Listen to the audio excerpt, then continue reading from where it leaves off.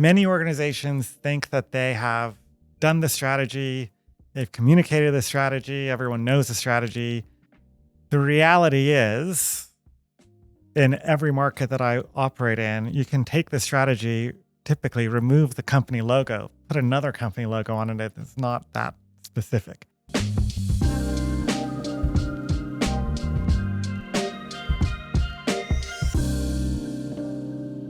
Our guest today is Phillip Benedetti, former managing director and partner.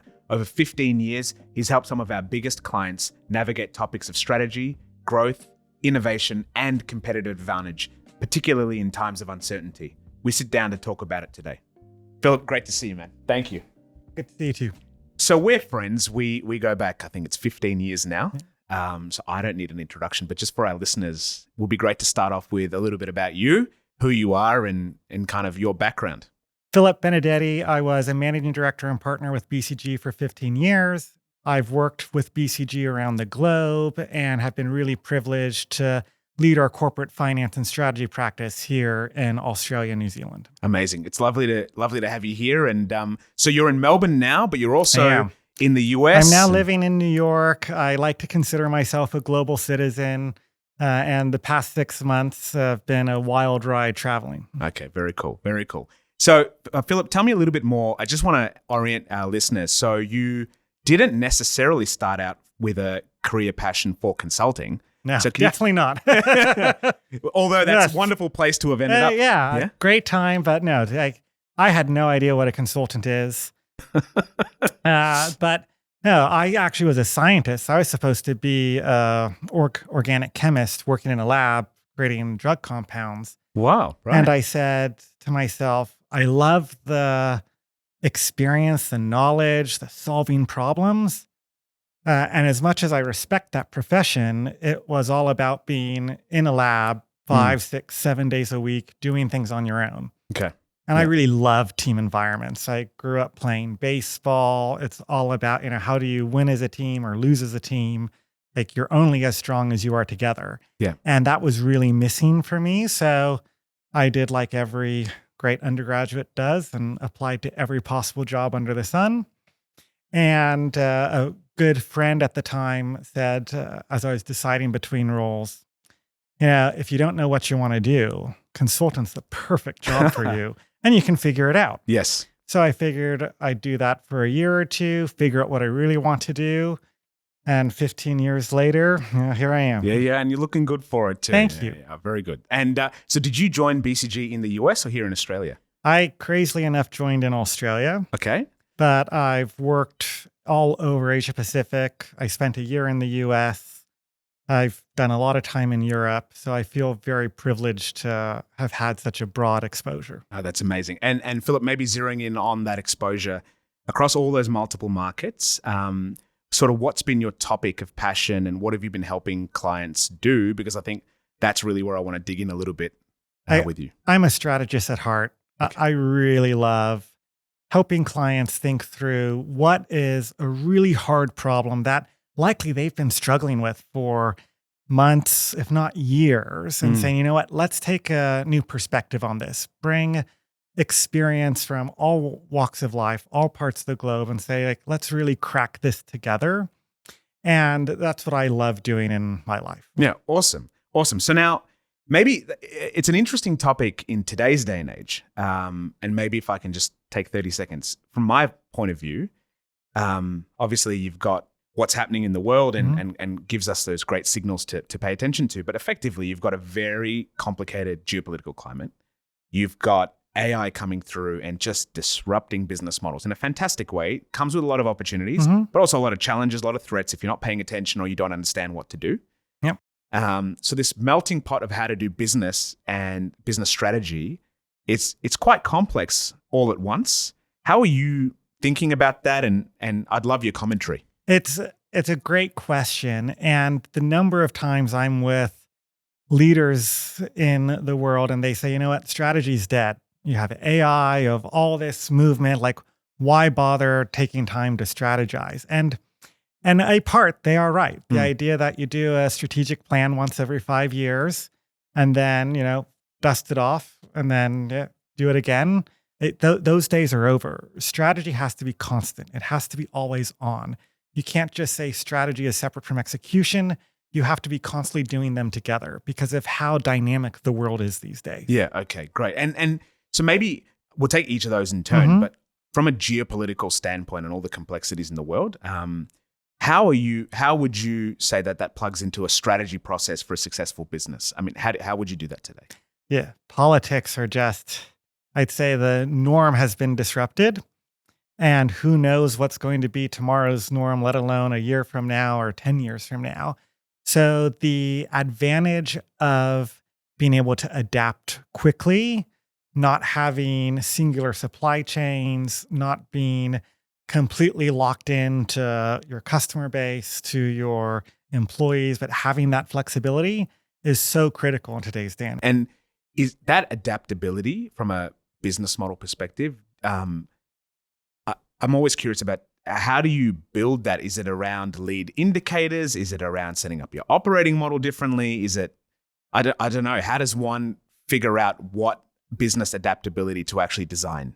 It's all those things, but I think the toughest one is a leadership mindset. Okay.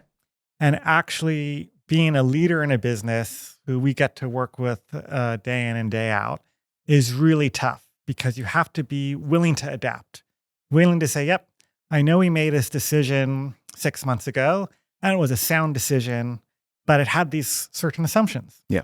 Now the world's changed and we can pretend like it hasn't changed and keep on doing what we're doing because change is hard. Or we could face the reality that it's time to actually, figure out what we need to do differently. How do we adapt? Yep. How do we evolve to make sure we stay relevant? Yeah, that's great. Thanks, Phillip. For me then, again, we need to talk about AI. We need to talk about the consumer, but just against the geopolitical backdrop, in my experience in the last 24 months with clients has been, it's all about productivity. And whether that's AI enabled or sort of analog productivity, it's just getting cost out, especially against the backdrop of the cost of living crisis and trying to get great value to the consumer. It's all been all about productivity, but I feel the tide is shifting. From your perspective and all the strategy work that you've been actively supporting in the last little while, is the dialogue moving towards growth? And do you think that that's really where the focus will be in the next 12, 24 months, in your view? It's a fascinating topic. And BCG's actually done a lot of research on this historically on like how important is growth. And if you look at TSR performance over 5-10 year periods, actually growth is more than 50% of the value at stake. So it's absolutely imperative. The challenge of growth, though, is it's incredibly perilous. Like more than a third of companies who try to grow actually are destroying value as opposed to creating value. Okay. So actually thinking through like what growth do I want in my business? And first and foremost, it has to be profitable growth. Yes. And then ideally sustainable growth is like fundamental. And is that linked to your earlier comment around enterprise strategy and what a good enterprise strategy looks like? Yeah, it's around like, I hate to say it, but like, what is your purpose as an organization? Why do you exist today? And it's not a funny tagline. It's like, what is your reason for being? Yeah. And knowing how you fit into the broader community, the broader environment is so fundamental to then grounding that strategy in and then figuring out where is it appropriate for you to grow? Where do you have a right to play? And can I dig deeper? Because I know, having worked with you on these topics, I know how deep you can go. You can pick a sector or you can talk about it at a high level, but how do you start with your purpose or your reason for existing and then think about profitable, sustainable growth? How do you start choosing? So where do we play and where do we not play? What does that look like if you were to run a strategy process with a great business? So the very first thing that I start with are mega trends. Okay. It's around like, what are those sustainable, like glacially strong, durable, right? Durable currents that we are existing in and we have to adapt to.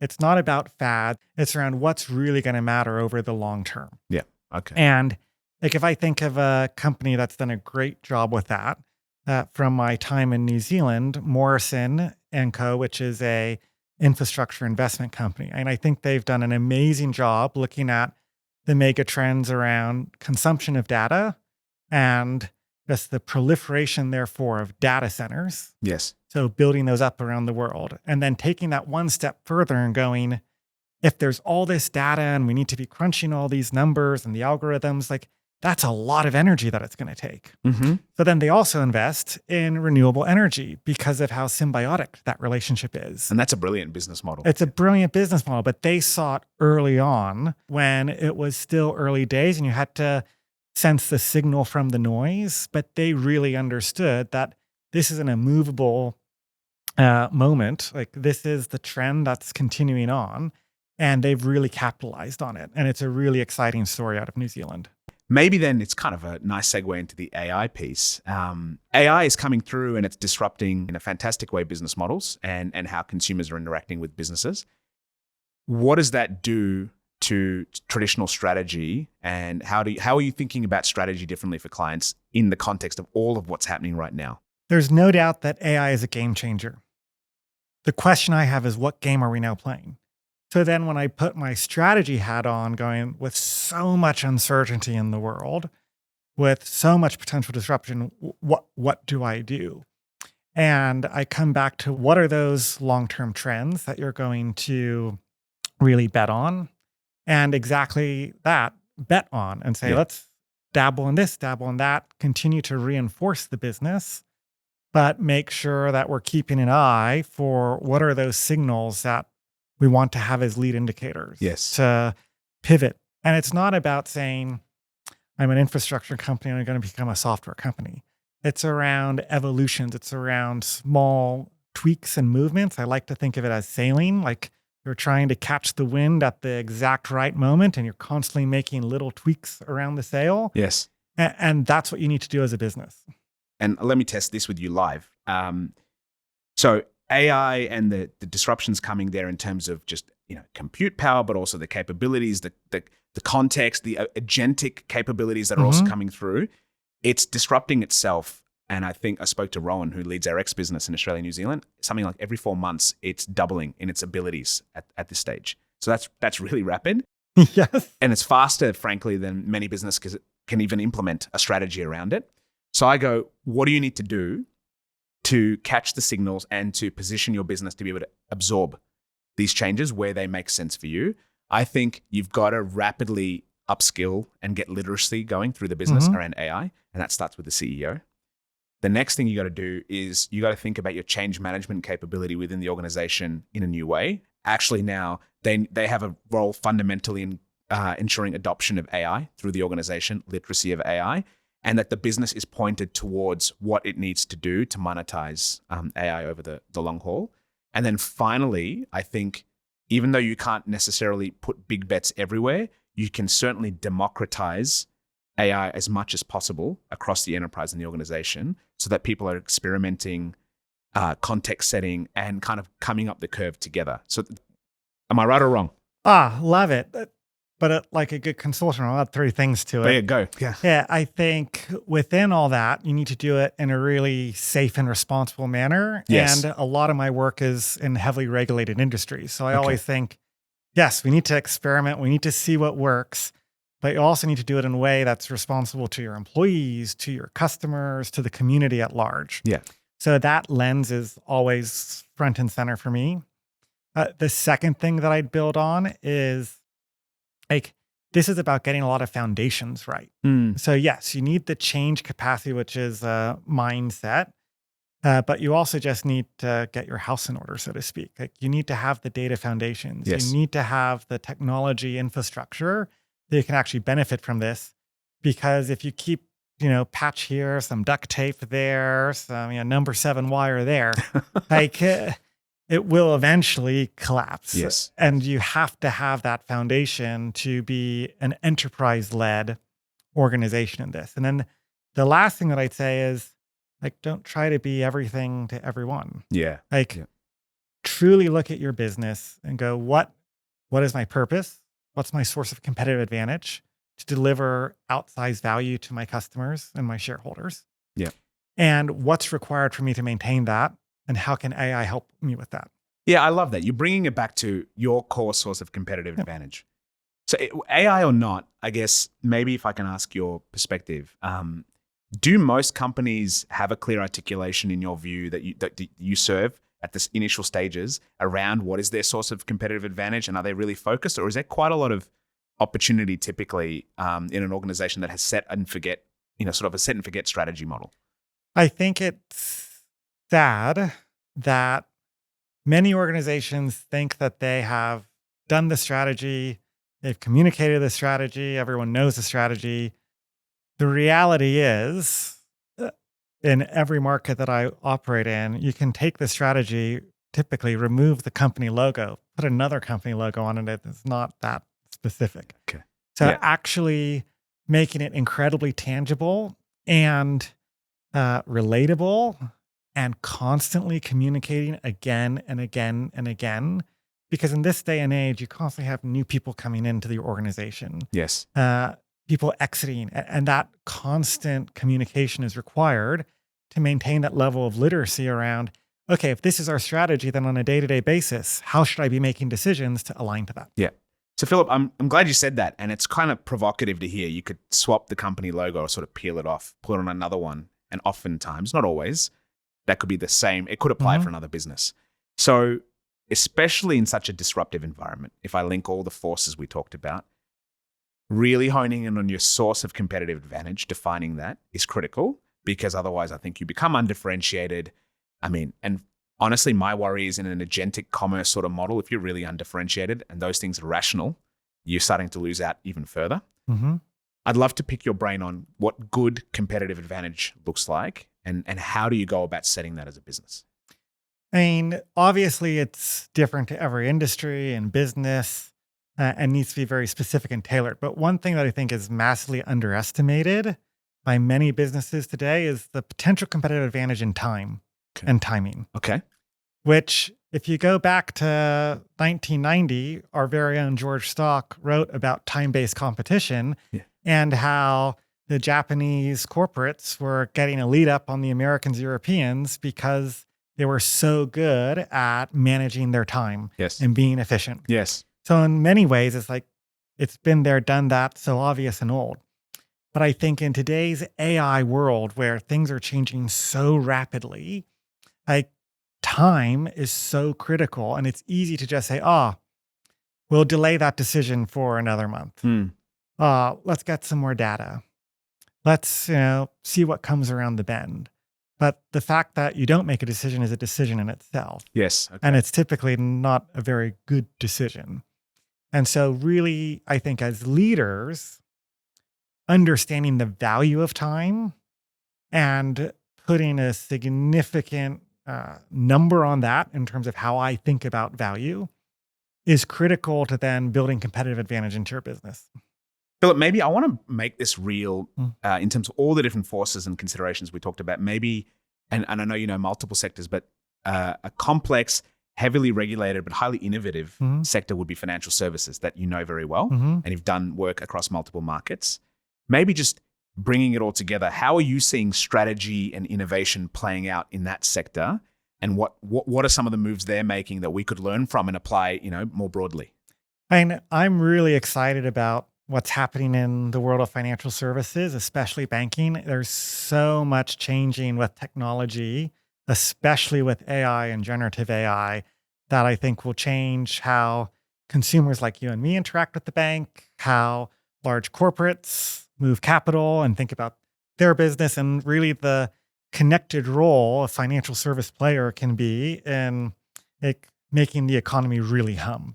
Okay. Now, all that being said, it's an incredibly regulated industry for a good reason, because people's life savings is typically at stake. Yeah.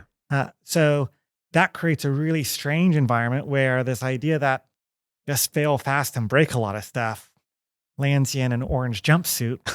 So you really need to be much more considered and methodical about, okay, what's the right, is it Gen AI? Is it traditional AI?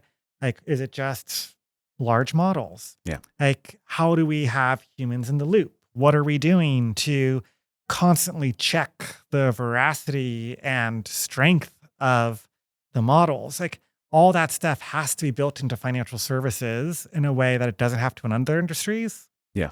Which I think means we won't see as many innovations in financial services in the short term, but in the long term, I think it will be enduring because you'll have to build it for that enterprise scalability from scratch. So, Philip, that's really very helpful around what good strategy setting looks like. I wonder if I can put you on the spot and ask you about strategy gone wrong. So, a good way to bring some things to life is what not to do.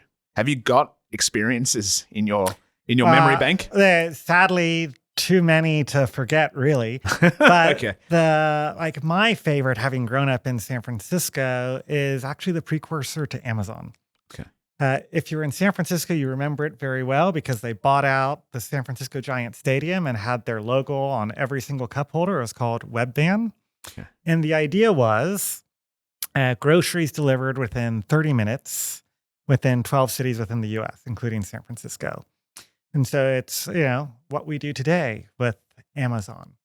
And they saw the internet was creating an opportunity to engage customers fundamentally differently. It was allowing you to build a supply chain, incredibly expensive, especially at the time, over $1 billion to make it happen. Now, what they missed in their strategy was the consumer. Okay. And was the consumer ready to order groceries online? And we need to go back. This is the late 90s when you were still playing on your Nokia. I was playing Nintendo 64 at that Nintendo stage. 64. Okay, good. And consumers just like, what do you mean? I'm going to get a tomato delivered? Is it going to be squished? Like, how do I know? It's like, and it's such an intimate process because you're putting it in your body. Yeah. Yeah. So the idea of grocery delivery is, even though it was totally doable, they had the capital, it just wasn't the right time for consumers. Okay. Yeah. So now, funnily enough, Amazon bought the company and they got everyone comfortable with books. Yes. Because, a book is pretty standard. Yeah. Yeah. And now, 25 years later, I'm sure you're getting delivery of groceries every single day. Yes. No, you're right. So it's kind of the contrarian example on timing, actually. Correct. Yes. Yeah. And you go, and they had the megatrends right as a company. It's just, it was the wrong time because they didn't really understand the consumer's willingness to adapt. Very helpful. I've got one last topic in this realm of strategy, then I kind of want to shift. Yep. Innovation is also another part of how you help a lot of your clients, which is just figuring out how to build that muscle so that innovation isn't a one-off or a sort of coincidence, but is something that is driven through the core of the business. What does good innovation within a business setup look like to you? I mean, first I need to recognize this. Innovation is hard. It's really, really hard. And not only is it hard to do it once, but to do it multiple times is like, we're really trying to climb Everest here. But I love helping companies try to figure that out because it can drive so much value for their customers, for their shareholders, for their employees. And so if I think about how to do innovation well, I like to look at global examples. And actually, there's one local that I think is amazing, which is Zespri, which is the kiwi fruit company out of New Zealand. And I think the key to their success has been their ability to balance, in this case, really great scientific research and cultivate different strains of kiwi fruits. And then, okay, this one's good. Let's double down on it and actually commercialize it. Yeah. And be able to go from the scientific to the commercial rather rapidly. And that valley of death, so to speak, is where many businesses fall down. Okay. You can play around with sand pits. You can do a lot of really interesting things. But then when it comes to scaling up, like that's always really, really hard to do. And what, maybe picking on Zespri, and I assume you know the business model fairly well, what allows them to move from sort of that test and learn sandpit environment to scale and to market? Is it, do they have a small team? Is there a culture? Like what goes on? What's the magic sauce, do you think? There's a lot that's special about Zespri. I think the fact that they're a co-op that's the sole exporter for New Zealand kiwi farmers gives them an ability to not just control quality, but also control experimentation in a way that is super cool Okay. and allows them to be truly innovative and say, you know what? Actually, this strand is doing much better. So let's just go for it and get everyone behind you. And like, it's a great model. Yeah. Okay. Well, listen, I have a lot of questions for you, but I want to pivot and I want to kind of do a bit of a 180 to talking about great leadership and building a high performance team as well. And that's something that you've had a lot of personal lived experience in. So, you're a managing director and partner with BCG, but across the multiple markets you've worked in, most recently, New Zealand was one of those markets, and that's a very exciting story. So I don't want to tell a part of it. Oh. Could you tell us the New Zealand story? Because I think it will help me to ask you about what great leadership and team building looks like. Just so privileged that BCG asked me to open up a new office in Auckland, New Zealand back in 2022 and really see it from, the germ of an idea to now what I think is an amazing business run by a fantastic managing director and partner, Kelly Newton. And I'm so proud to have been a part of that story. It was a real focus of mine going there, especially being an American who spent a decade in Australia, going to New Zealand. Like I was a Kiwi out of water, so to speak. But I think the key for me was really trying to listen and understand and really appreciate the local community and how I could fit in a way that hopefully created value beyond just the work that we did. And so I spent a lot of time with the original team there to go like, what is going to differentiate us? How are we really going to operate? And what's going to define our culture? And we came up with a number of principles, one of them being one whānau. And whānau is Maori for family. Family, yeah. And we really try to show up every day as one family, whether that was bringing your dog to work, bringing, your significant other to every, to the All Blacks rugby. Like every event was always family focused and inclusive because like I fundamentally believe if you feel comfortable and safe, like you're going to bring your best self to work. And I think we were really lucky that we were able to do that. So what do you think it is to show up as a good leader in that context? Tell me about your style. I just want to reflect on I like the word style. And I think there is no one right answer. Yeah. You need to find what fits to your personality, to your style that is authentic to you. Because I think the moment that a leader starts doing something that isn't authentic to them, everyone can see it. Yes. And is actually counterproductive. Yeah. So I'd say to anyone listening, like, that don't just repeat what I say, like think about what really is true to you. So for me, being present is really important. Okay. And that takes on many dimensions. That's really putting yourself in other people's shoes and going, like, if I was them, what could I do to make their life better, easier, happier? And that's from the people on my team in New Zealand. That's from clients that I served.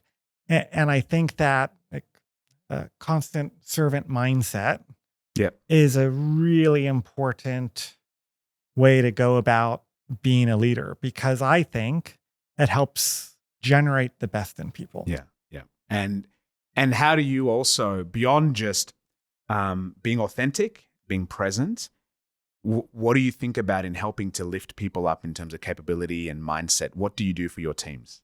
It sounds silly, but it's just trust. Okay. You just have to trust your teams to get on and do a good job. And we're so privileged at BCG to work with so many talented people. Yeah, I agree with that. Honestly, the best thing that I could do leading the office was just get out of my people's way because they know the right thing to do. And if you trust them, provide that supportive environment that it's okay to fail. Yeah. People are really going to go the extra mile for their clients, for their teams, for their you create community. the safety. You're creating the safety and the trust and the psychological safety, frankly, to fail and to fail forward, hopefully, as well. That's brilliant.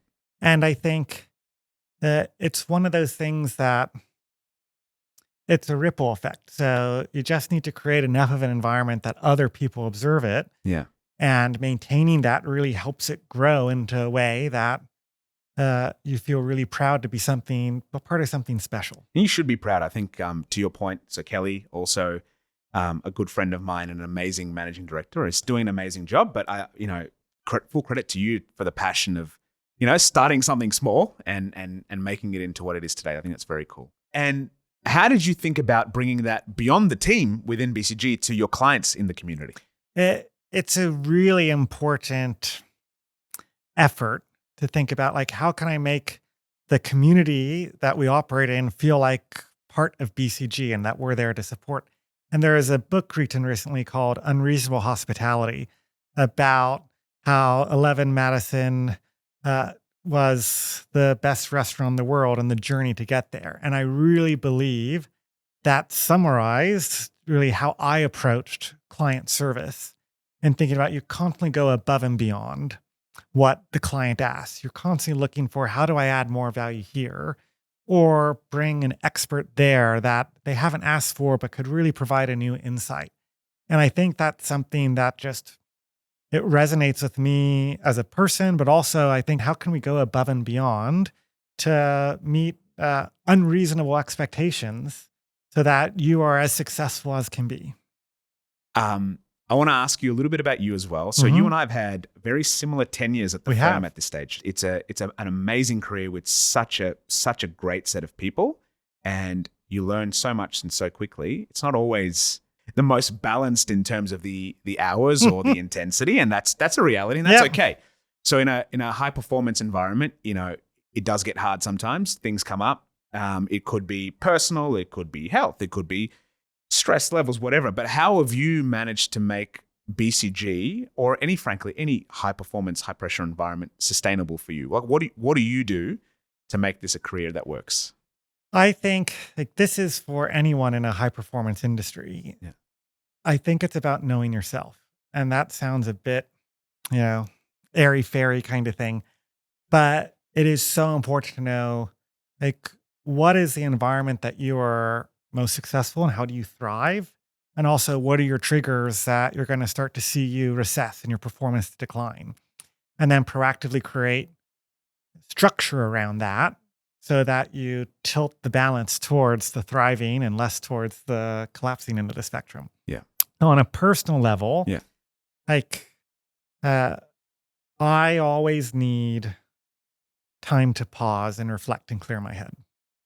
And it's silly, but when I was in New Zealand, like, walking to work every day was just such a pleasant 15 minutes where I don't listen to music. I don't listen to podcasts while walking. Sorry. I mean, you will now. Yeah, sure. But just having that time alone to just, like, decompress and breathe before you hit the day running, to me, was very, very important. And I think these aren't massive things. It's not saying you need to, go to the gym for 3 hours every day. Yeah. Like, it's just, what are those little things that keep you balanced and going?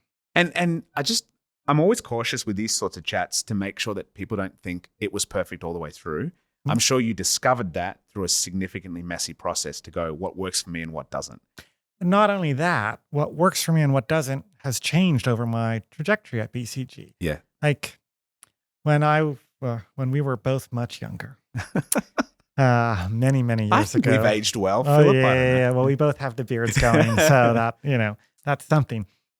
But yeah, when I was much younger, bright-eyed associate, what I needed to relax and recover is very different to now being married and with an amazing dog, and just, being present with them.